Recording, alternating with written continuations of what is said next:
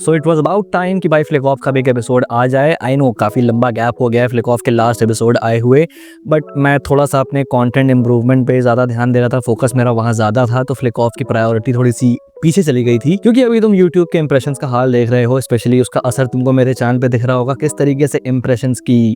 Obviously YouTube Bing YouTube हम जैसे छोटे क्रिएटर्स को सबसे पहले धोता है, इसीलिए कहता हूँ यार कि वीडियो लाइक जरूर कर दिया करो, बिकॉज इंप्रेशंस में काफी अच्छा हेल्प करता है ये। बाकी मैं ट्राई करूंगा कि भाई फ्लिक ऑफ अब से रेगुलर हो और हर हफ्ते फ्लिक ऑफ का एक एपिसोड जरूर आए। बाकी शुरू करते हैं आज के फ्लिक ऑफ के एपिसोड के साथ, स्टे ट्यून्ड। तो भैया काफी upcoming teasers, announcements, songs, even एक मूवी सब हो चुका है postpone with the ongoing escalated national situation, जहाँ पे करेंटली हम पड़ोसियों की खातिरदारी कर रहे हैं। तो उसकी लाइट में इस हफ्ते जो आने वाले टीजर्स, ट्रेलर्स और जो अनाउंसमेंट वीडियोस थे जिसका ऑडियंस वेट कर रही थी काफी टाइम से, वो सब कुछ पोस्टपोन हो चुका है। जिसमें सबसे पहले आता है सितारे जमीन पर का ट्रेलर, जो कि 8 मई को आने वाला था, but you know what happened. उसके अलावा राजा साहब का टीजर, रामायण का टाइटल अनाउंसमेंट, ओजी का फर्स्ट सिंगल, हाउसफुल 5 का second single, all of this has been postponed. और ये तो वो चीजें हैं जो कि अनाउंस हो चुकी थी, ऐसी बहुत सी चीजें होंगी जो कि अनाउंस होने वाली होंगी, बट देन वो मौका भी उनको नहीं मिला। And Bhool Chuk Maaf starring Rajkummar Rao, which was heading for a theatrical release on 9th मई,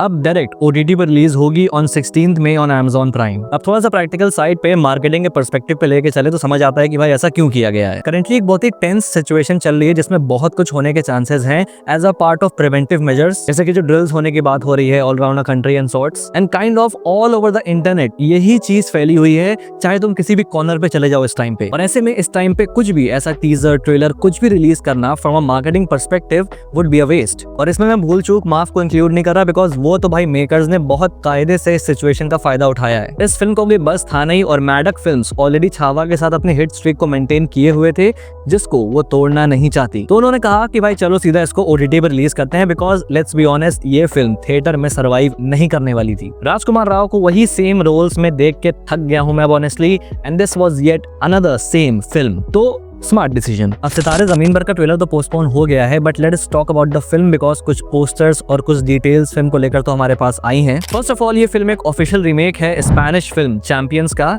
जो पहले भी हॉलीवुड में रीमेक हो चुकी है विद द सेम नेम, और अब हिंदी में रीमेक हो गई है with the name Sitaare Zameen Par, which will work as a spiritual sequel to Taare Zameen पर। ये स्पेनिश, हॉलीवुड सब कुछ मैंने स्पेसिफाई कर दिया, बिकॉज सो कॉल सिनेफाइल्स अभी हॉलीवुड रीमेक के नाम पे इस फिल्म को गाली देने आने वाले थे। तो भाई अब मत देना, बिकॉज हॉलीवुड वाली खुद भी रीमेक है। एंड पर्सनली मैं इस फिल्म के लिए एक्साइटेड हूँ। I have never doubted an Aamir Khan production. Plus ऐसी फिल्म्स का अलग अलग लैंग्वेजेस में, अलग अलग इंडस्ट्रीज, अलग अलग कंट्रीज में रीमेक होने का पर्पज ही यही है कि भाई उस कंट्री के कल्चर, उस कंट्री के सेटिंग के हिसाब से उस फिल्म को ढालना, ताकि वहाँ की ऑडियंस उस फिल्म या फिर उस कहानी से रिलेट कर पाए। लाइक जो स्पेनिश वाली थी वो वहाँ के कल्चर और सेटिंग के हिसाब से बनी है, same goes for Hollywood. India वाली इंडिया के कल्चर और सेटिंग के हिसाब से बनेगी, and I bet Aamir Khan will justify it. Like the Aamir Khan cinema is a different genre इन बॉलीवुड, एंड मैं दिल से चाहता हूँ कि भाई सितारे जमीन पर उस चीज का कमबैक करे, वो सेम लेवल का डेडिकेशन और पैशन हमको इस फिल्म में देखने को मिले जो कि हमको तारे जमीन पर में देखने को मिला था। भाई आज भी मैं रोता हूँ वो फिल्म देखकर। होप कि ये फिल्म भी उस इमोशनल एस्पेक्ट को डीपली टच कर पाए। मैडक हॉरर कॉमेडी यूनिवर्स, जिन्होंने इस साल अपने पूरे यूनिवर्स का एक स्लेट प्रेजेंट किया था,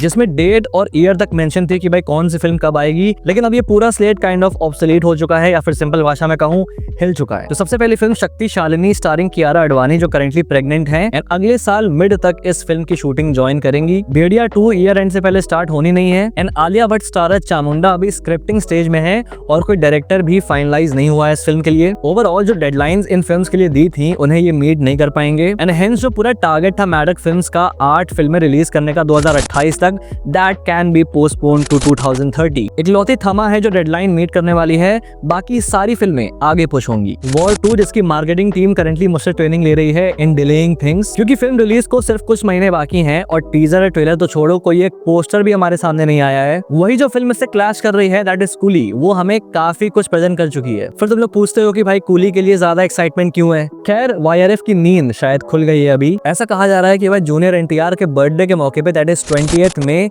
हमें वॉर 2 का पहला पोस्टर देखने को मिलेगा। होगा, जब होगा तब देखेंगे। नेक्स्ट आते हैं कूली पे, जिसका एक 100 Days to Go teaser drop किया गया रिसेंटली, जिसमें भी see actor Shobin, Upendra, Nagarjuna, Sathyaraj and Thalaivar himself. ज्यादा कुछ और था नहीं इसमें, but the banger part was the song composed by Anirudh, as always banger and electrifying. And सबसे मजेदार चीज कि भाई इस टीजर में ऐसा कुछ मतलब स्पेशल या एलिवेटिंग नहीं था, कोई ऐसा मनी शॉट नहीं था। जो कैरेक्टर्स भी थे वो भी सारे back shot, but the level of excitement after watching this. Also एक बढ़िया रेफरेंस मुझे इस टीजर में देखने को मिला।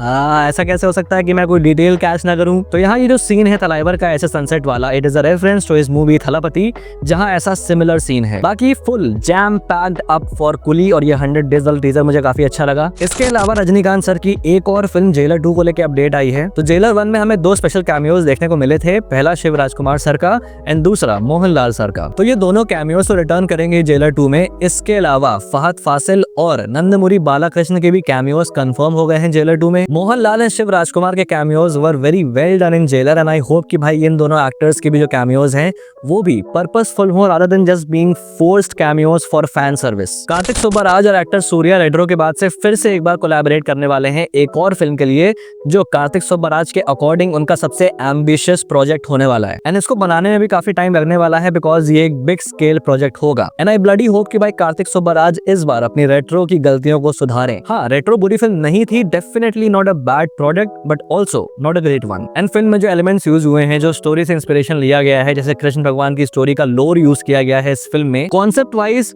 Solid, execution wise not up to the Karthik Subbaraj standards, but hoping कि उनका ये नेक्स्ट कोलैब बेटर हो, बिकॉज काइंड ऑफ कहीं ना कहीं इन दोनों डायरेक्टर एक्टर का कोलैबोरेशन ऑडियंस की नजर में तो गुडविल खो चुका है, बिकॉज इसके अनाउंसमेंट के बाद भी ऑडियंस में कोई बहुत ही खास एक्साइटमेंट या फिर होप देखने को नहीं मिल रही है। And that is clear, because obviously जब पहला प्रोडक्ट डिसअपॉइंट करता है तो आगे कहीं ना कहीं स्केप्टिसिज्म पैदा हो जाती है। बट देन कार्तिक सुब्बाराज भी मतलब ही has always been good with his films, थोड़ा बहुत हिट एंड मिस पहले भी किया है। Retro was one of the biggest miss, but I believe कि भाई आगे चल के वो इस चीज को कवर अप कर लेंगे। NTR 31, जिसका फिलहाल जो टाइटल है वो है ड्रैगन, उसकी एक ऑफिशियल रिलीज डेट अनाउंस हो चुकी है 25 जून 2026, एंड एक स्पेशल ग्लिम्स हमें देखने को मिलेगा इसका ऑन द अपकमिंग 20th मई। प्रभास और होम्बले फिल्म्स की जो 3 फिल्म्स डील साइन हुई थी, उसको लेकर होम्बले फिल्म्स ने एक टाइमलाइन प्रपोज की है। तो उनके अकॉर्डिंग सबसे पहले फिल्म बका पर काम किया जाएगा, which is a mythological film based on Bakasur, जिसको डायरेक्ट करेंगे प्रशांत वर्मा। एंड देन उसके बाद they will move on to Salaar 2। Thank you dear Hombale,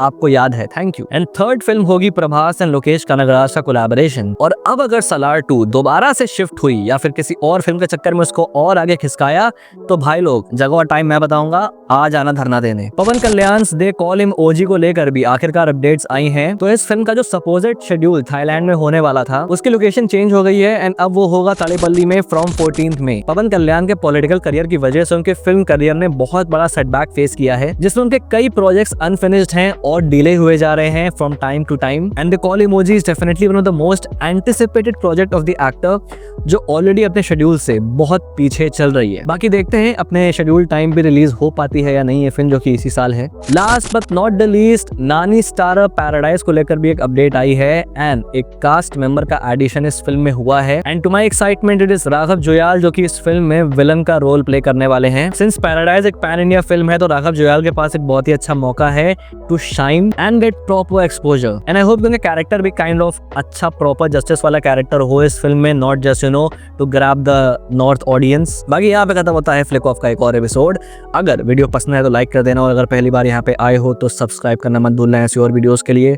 Till then, this is your pop culture nerd signing off. We'll see you guys in the next video, and thanks for watching.